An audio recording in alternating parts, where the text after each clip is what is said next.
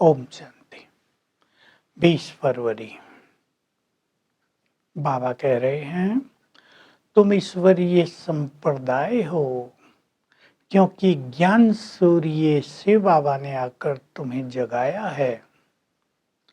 जो सोए हुए हैं वो सब हैं आसुरी संप्रदाय। तुम जग रहे हो और सबको जगा रहे हो। ज्ञान सूर्य से बाबा भारत में आए हैं। कोई नहीं जानता कि भगवान भारत में आए हैं। बाबा कह रहे मैं केवल एक बार आता हूँ, कल्प के संगम युग पर भारत में ही आता हूँ। भारत तुम सबको बहुत प्रिय है। मेरी भी ये जन्म भूमि और कर्म भूमि है। भारत बहुत साहूकार था, शानदार था।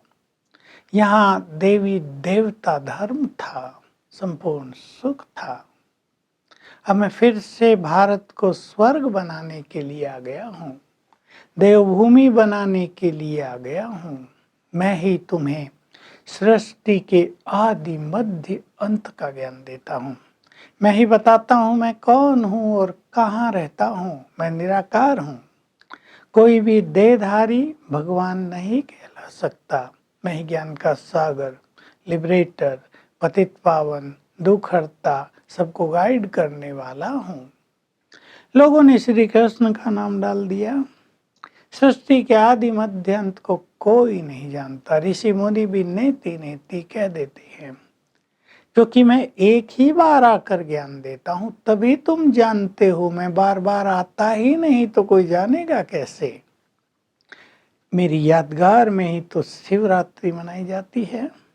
शिव जयंती मनाते हैं, शिवरात्रि मनाते हैं, तो जरूर मैंने यहाँ कर कुछ किया होगा ना। बिना किए हुए किसी की यादगार या भक्ति आदि कैसे हो सकती है। तो मैं आता हूँ, मैं आया हूँ, तुम्हें गाइड कर रहा हूँ। तुम्हें सबको जगाना है।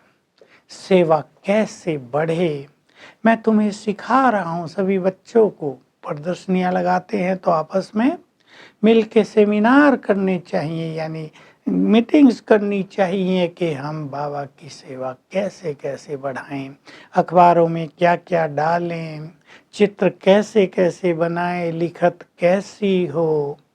तो बाबा सब सिखा रहे हैं कि जैसे गवर्नमेंट के लोग भी आपस में बैठते हैं, मीटिंग करते हैं कि भारत में और अच्छे से अच्छा क्या किया जाए, इस समस्या को कैसे हल किया जाए। तुम्हारी है पांडव गवर्नमेंट, तुम्हारी है ये पावन ईश्वरीय गवर्नमेंट। बहुत सुंदर शब्द दिए बाबा ने।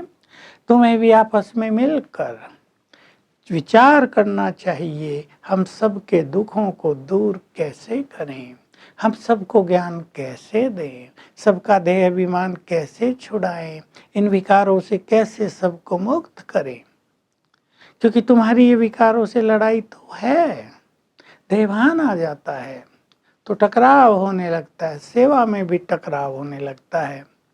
इसलिए बाबा बार बार सिखाते हैं बच्चे सोल कॉन्शियस बनो, तो तुम में कभी टकराव नहीं होगा।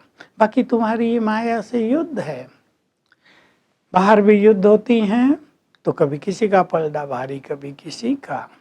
तुम्हारी रावण से युद्ध है तो कभी रावण का पलड़ा भारी, कभी तुम्हारा पलड़ा भारी। माया की सेना भी तुम्हें मूर्छित कर देती है। लक्ष्मण को दिखाया ना, मूर्छित कर दिया था। फिर बाबा आके सुरजीत करते हैं, जगाते हैं।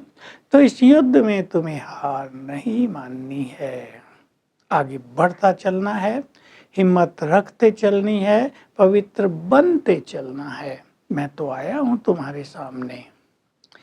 मैं कोई प्रेरणा से कार्य नहीं कर देता, मैं तो तुम्हें प्रैक्टिकल में आके ज्ञान देता हूँ। प्रेरणा से कोई स्थापना थोड़ा ही हो सकती है।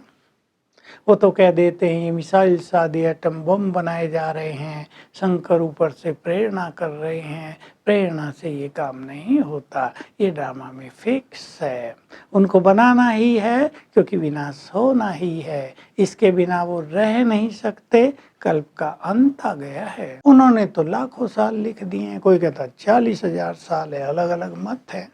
तो अज्ञान की नींद में सो गए हैं, तुम उन्हें अब जगा रहे हो।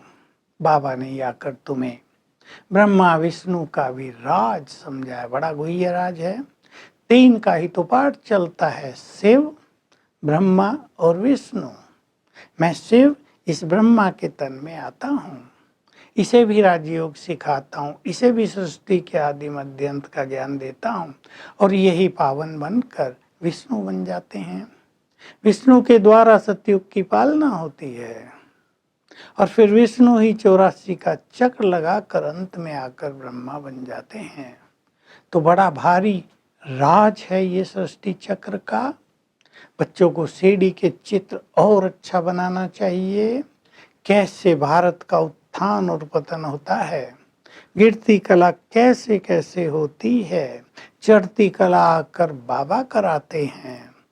बहुत अच्छी तरह समझाना है तुम्हें ये बात, और भारत की बहुत ही महिमा करनी है।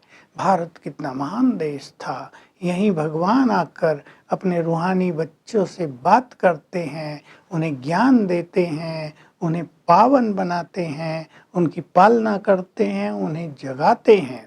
अब तुम भी सबको इसी तरह जगाते चलो। बाबा ड्रामा की बात याद दिला रहे हैं। इस ड्रामा में जिसको जितना पुरुषार्थ करना है, जो कल पहले किया था वही होना है। अब माया से हार जीत भी होती रहती है, इसमें तुम्हें डरना नहीं है। वरदान है प्योरिटी के बारे में कि इस त्याग में भाग्य का अनुभव करने वाले श्रेष्ठ भाग्यवान भव। प्योरिटी यानी विकारों का त्याग, इस त्याग में अपने श्रेष्ठ भाग्य का अनुभव करो। इस त्याग के लिए ही कहा जाता है प्राण जाए पर ये प्रतिज्ञा न जाए, प्रण न जाए। इस प्रतिज्ञा को निभाने में तुम्हें सहन करना पड़े, सामना करना पड़ेगा, हिम्मत से भी काम लेना होगा, उमंग उत्साह से भी चलना होगा। तो चलते रहना है, पवित्रता के मार्ग को छोड़ना नहीं है, और ये विकारों का त्याग आपको श्रेष्ठ भाग्य का अनुभव कराएगा। स्लोगन है सारी शक्तियों को अपने ऑर्डर में चलाने वाले ही मास्टर सर्वशक्तिवान हैं। तो आज हम प्योरिटी का और मास्टर सर्वशक्तिवान का दोनों का बहुत अच्छा अभ्यास करेंगे।